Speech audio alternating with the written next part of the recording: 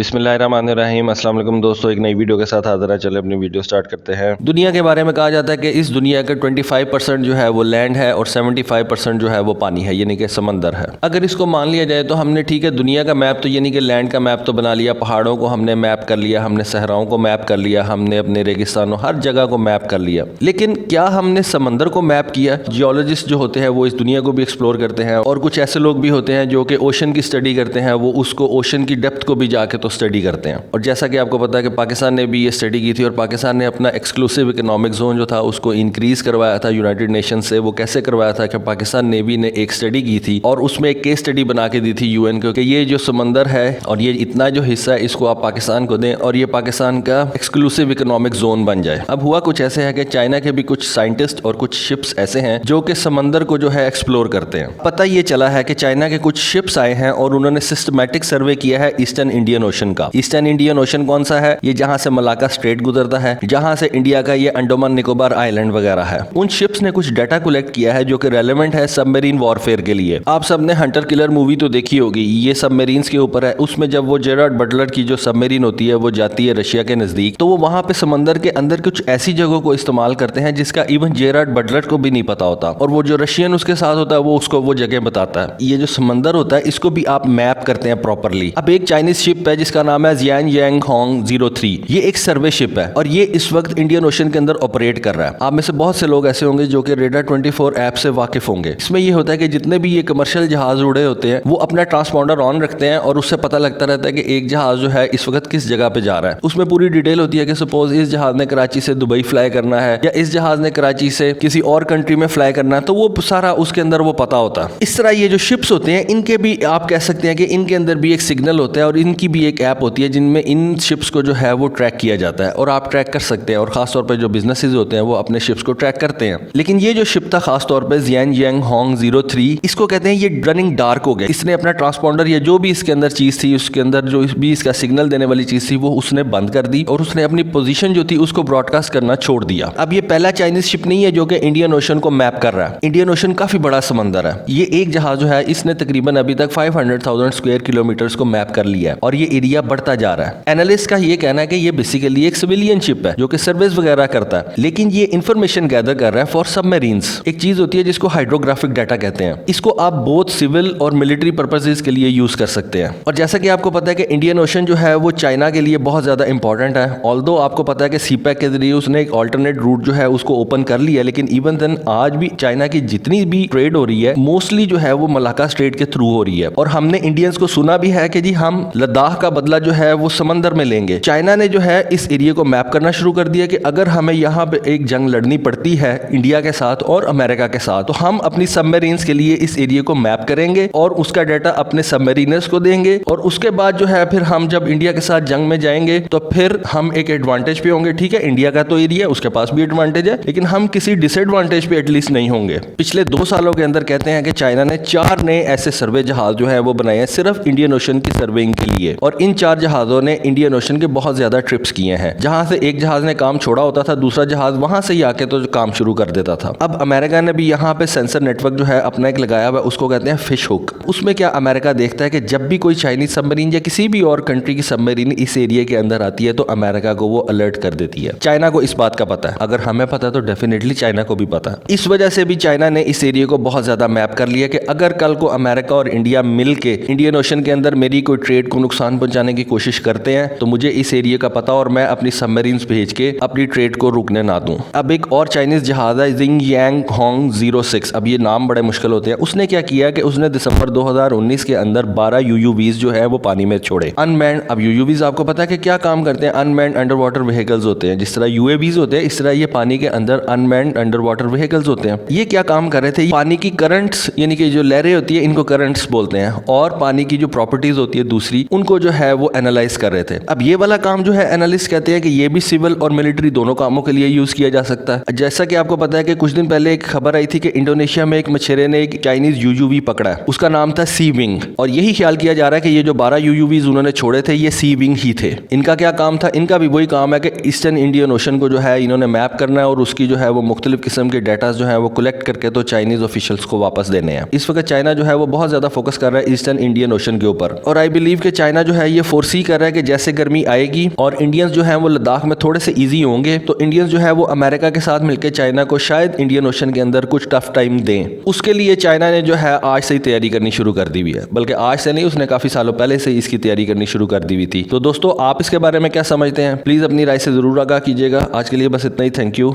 अल्लाह हाफिज।